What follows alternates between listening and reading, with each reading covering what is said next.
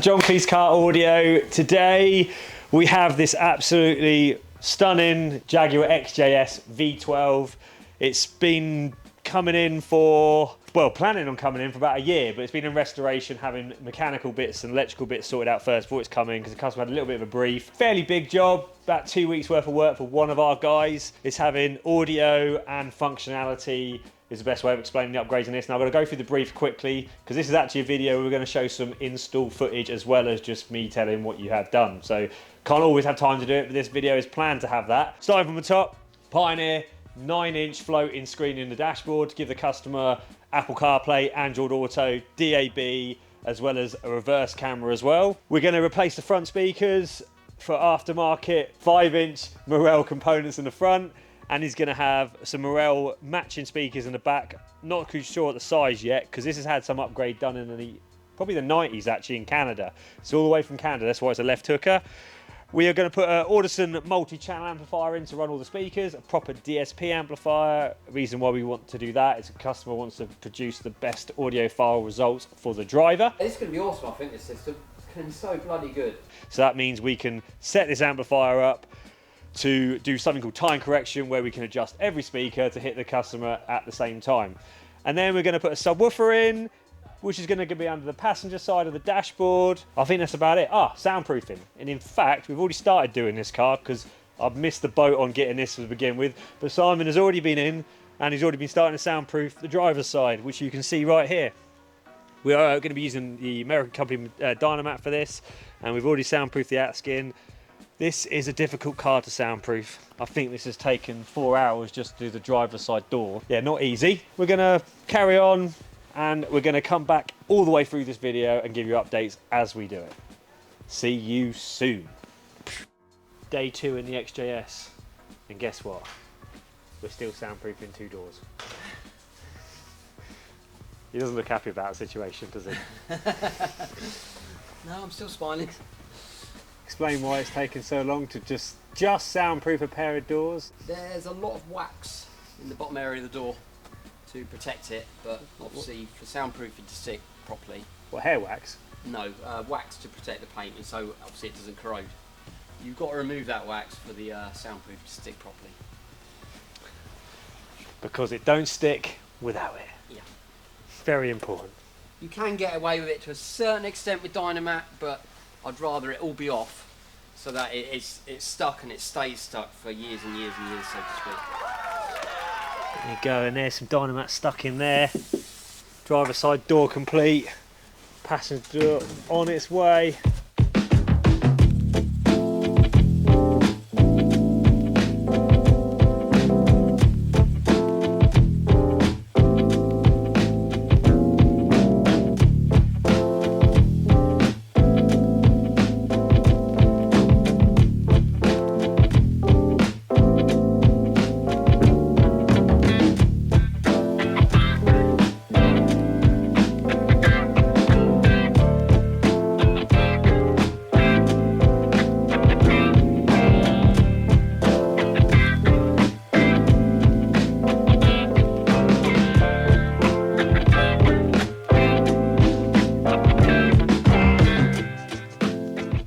One final thing on day number 2 I forgot to mention. Whilst we're obviously soundproofing, we've ran brand new speaker wire into the doors.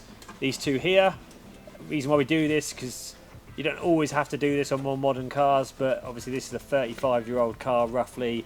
Speaker wire is not exactly going to be, it's going to be degraded over the years. It's worth replacing, and there's 2 of them because the mid and the tweeter are going fully active, so no crossovers in this car. The amplifier we're installing is going to run each speaker individually. Amplifier subject to investigation, might go underneath here, might go underneath the driver's seat. Passenger seat. Oh yeah, it's left-hand drive. Yes, it's going under that seat. Passenger seat or driver's seat. I've just been confirmed with Simon's going under the passenger seat, which in this car, which this is the offside.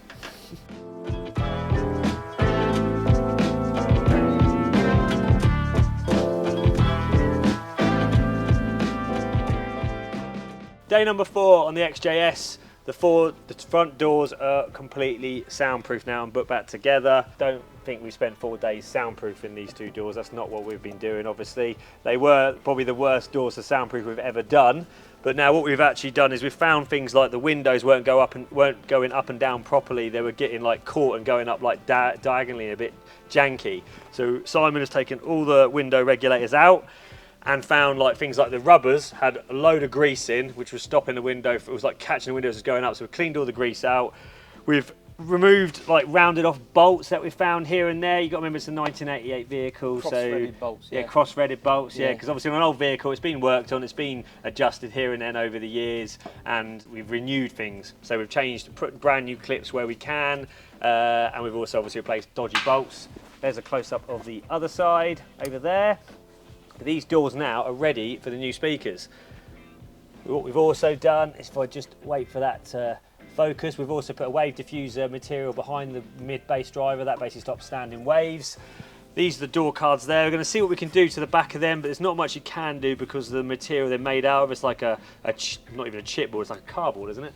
It's yeah, it's what do you call it? Yeah, it's hardboard. Hardboard, there you go.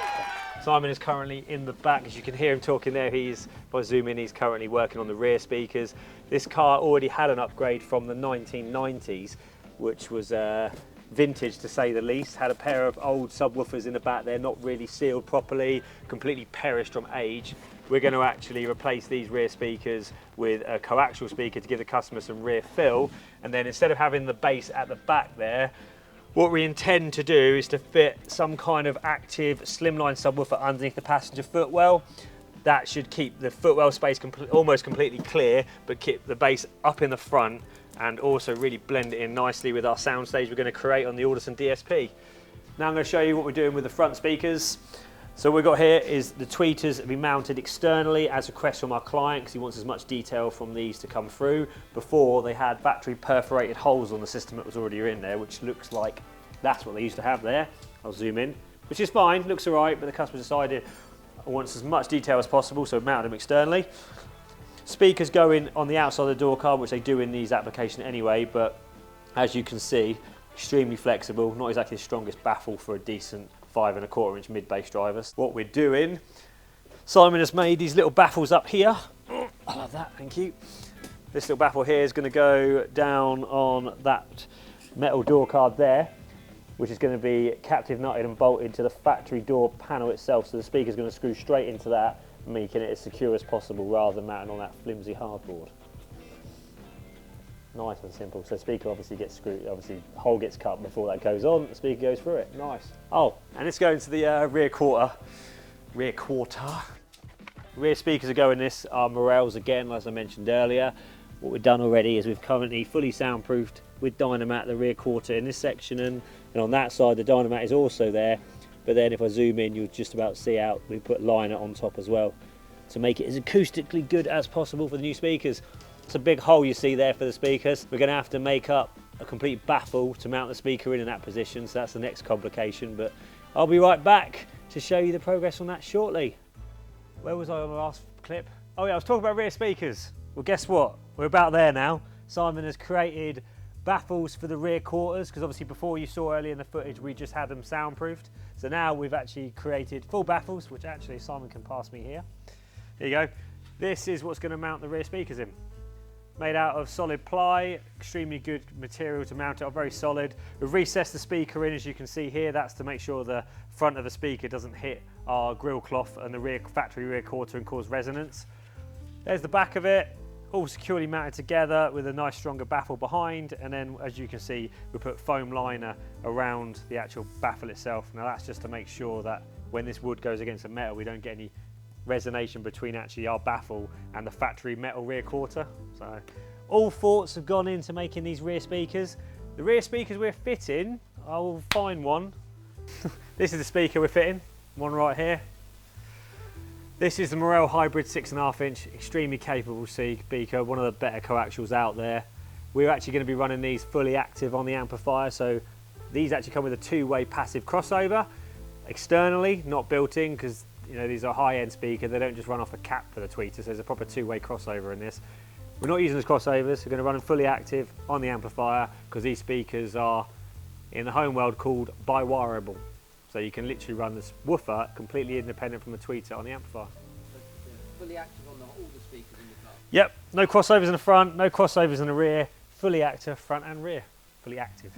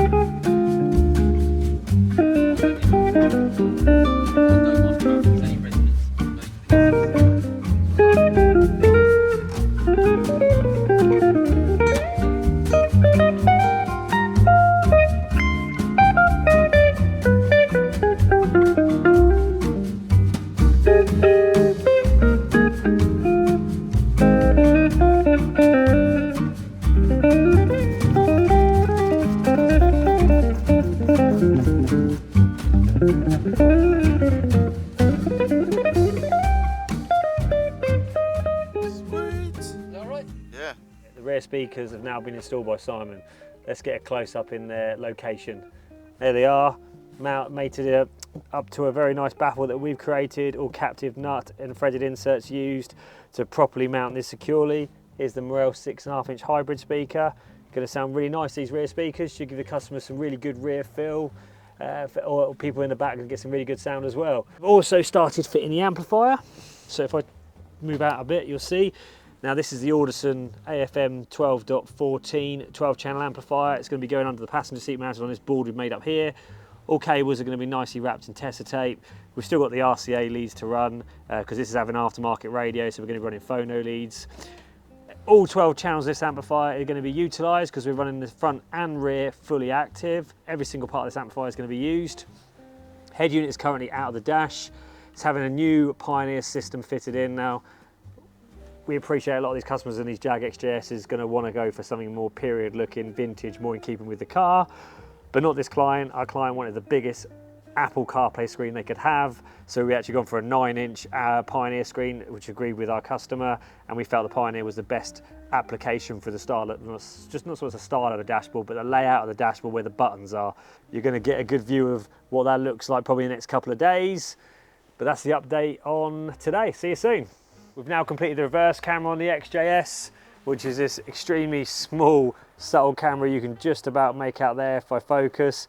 Now, when you put the tailgate into the down position, for example down here, you can barely notice it unless I get right up underneath and zoom in, just right in the centre of the frame there. Extremely subtle installation, but it will give you a great view. The cable for the reverse camera runs through the factory metalwork and then follows the factory cabling down by the hinge just here. Super neat installation for the reverse camera.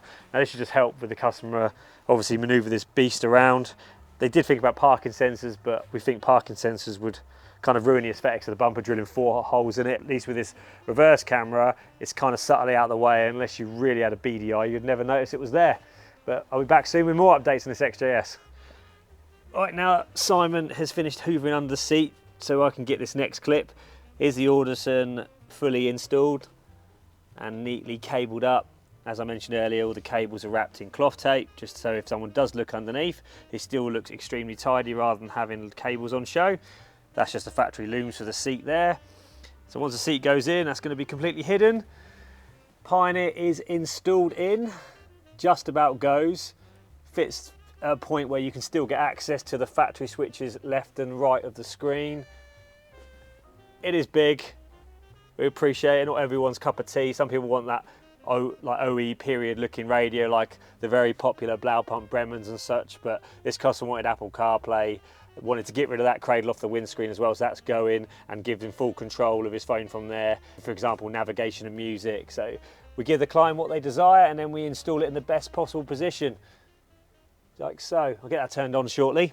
Underneath here we are fitting a Eton Audio, which is a German company. We're doing an under-seat subwoofer under there, which is going to be mounted underneath this void here, which is not going to utilise any of the usable footwell space. So the customer's going to have decent bass bottom end coming from there, but at the same time it's not going to affect the passenger's feet position whatsoever. The mount is close to me. Oh, you're right here, right behind me. Simon's made a mount up which is going to go underneath there, which then will secure the sub extremely secure underneath there. Oh yeah, they'll demo it for us. Just like so. It's going to mount onto the factory mounting points in positions underneath the dashboard. And a little bolt here. A little bolt there holds it on, Yep. and then the Eton sub is going to screw straight to that. I'll get you a clip soon when it's on, you'll see how small it is. And the Eton sub's going to be captive nut to this, so it's super secure. And all that bass is going to come through the footwell to the customer. It worked extremely well underneath here. It's not our first Eton sub we put in XJS, so we know it works. We'll go on application. In fact, I'll show you what sub we're fitting now. We did one of these XJSs only about 3 months ago, and it just worked so well, we thought let's keep it to a recommended solution really. That's it there. Yeah, it's not too big. As you can see, with my finger, it's not that high either, so that will not protrude into the footwell any further than needed. Customer's still going to retain that footwell space. I'll be back shortly when it's all fitted. See you soon. It's going to be awesome, I think, this system. It really is. It's going to be so bloody good. I'm quite looking forward to it.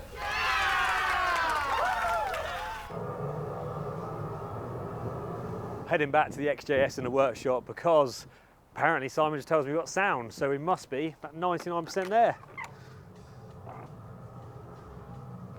And we are! XJS V12, we've got audio, subwoofers in, and we're now on to the most important piece of the puzzle, which is setting it up on the laptop using the Audison software, and with our favourite tool down there, the audio control RTA, possibly one of the best RTAs going. I'm going to open the door, because I want to have a look at this subwoofer. Oh yeah. Pink noise is playing. Like white noise for babies, isn't it? Keep those kids quiet. There's a sub mounted in. There's going to be a panel, factory panel, which goes down and covers all the factory Jaguar parts you can see here. Now if I just get in and give you an example of what it's like from footwell space point of view, it's not affecting the passenger's footwell usability whatsoever. And if you want to be completely relative, I'm a size 8.5 foot, so it's useful. Obviously this car's got quite deep footwells anyway, so using that space isn't going to cause an issue whatsoever. And it works extremely well in this position. This bass, for such a small sub, sounds incredible. Pioneer's in now as well, as you can see. Mounted all securely. Illumination matching the green illumination of the dashboard. I mean, it's not to everyone's cup of tea, but it gives the customer a 9-inch Apple CarPlay screen, Android Auto, a very user-friendly interface, which is obviously far easier to navigate music on a touchscreen rather than using one of those period-looking radios. And the customer has a reverse camera, so it's convenient for them, because obviously now he can maneuver this barge of a car and get it into tight spaces easily. We've also fitted a new electric aerial, which we found was dodgy on installation, so that's got a brand new electric aerial we've installed.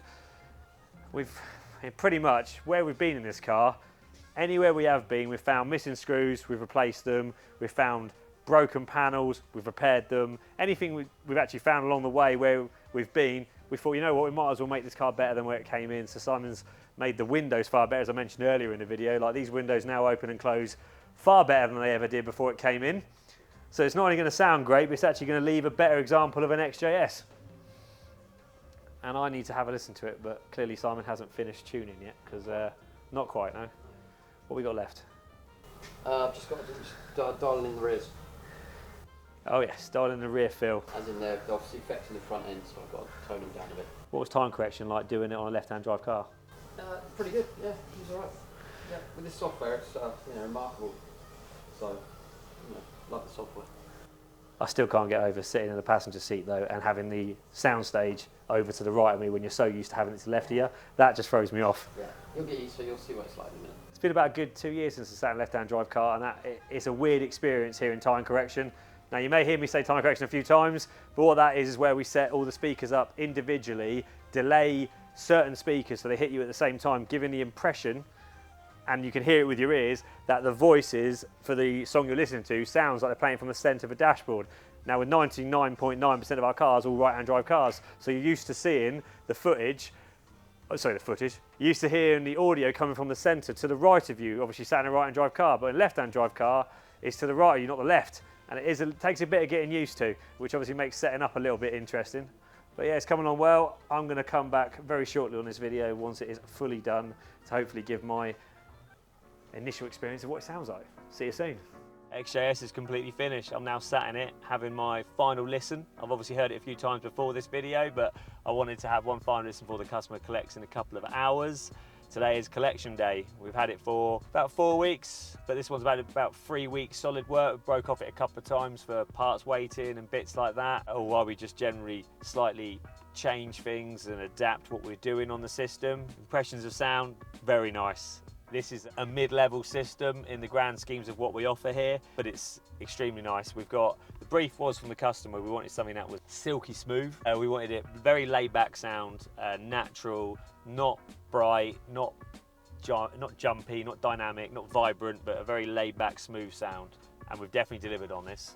We've obviously chosen speakers and components that match that criteria, because sometimes you can use different brands of speakers and spend hours of tuning it but not get actually that desired outcome. We've purposely chosen certain equipment to fit that bill. Yeah, this system is very laid back and smooth. To say that, like, I've been playing tracks in here which I don't even like in terms of songs, and if you can listen to a song you don't enjoy the whole way through and actually listen to it all the way to the end, then you've done it all right, because it works extremely well like that. You can just carry on listening to a song you don't like and just grin and bear it all the way to the end, because it sounds that good that you'll listen to any style of music, any track you like in particular. This is a very nice system. And to recap what this system's had, we've got up front, we've got the Pioneer 9-inch screen, which you probably saw earlier in the video, but I'll recap that and show you what it looks. Pioneer 9-inch screen was chosen because the customer wanted a large screen Apple CarPlay, they wanted Android Auto, and they wanted a reverse camera, and they wanted a big screen. It wasn't about originality in this car, it's about giving function over form. We've got the Morel hybrid audio front components, 5-inch. We've got the Morel hybrid rear speakers, which are a coaxial 6.5-inch. We've got all those speakers running actively off the Audison 12-channel Forza amplifier. And then we've got the Eton USB 6, we call it under-seat subwoofer, but it's actually in the footwell, this as you saw earlier. And to go round it quickly to show you the things you can see, like the Pioneer 9-inch is mounted there. We've got the Eton USB 6 mounted down there, not using any valuable footwell space. And you've got the Morel 5-inch components fitted with their own grills as requested by the customer. 6-inch speakers are hidden and the amp's hidden, but if you watch the whole video you'll see them in there. This system works extremely well, very well made. We're happy with it, and yeah, I love the sound of it. It's so smooth. It's very different to my own system in my own car, so it's nice to hear a big change, let's say. But yeah, no, it's worked really well. It's an old classic car that's now got a system a customer can really enjoy and do many miles in this XJS. You know, with that V12 rumbling the road, this system's going to be rumbling in his ears. It sounds really good, and it's got some power as well, so if the customer wants a bit of headroom, he's got it. But this is a classic car. This is what we can do with it. We can do systems in pretty much every car, but classic cars are great fun to work on. If you got one, obviously don't forget to drop a comment, obviously ask any questions, or send us an email, or WhatsApp message us on our phone number that you can get off our website. Very handy to use if you just want to send an informal message. But I can't really say much more than that. It sounds great. It's fitted great, we've done a great job on it, and that's about it, all I need to say. So it's Connor from John Cleese Car Audio, signing off. See you later.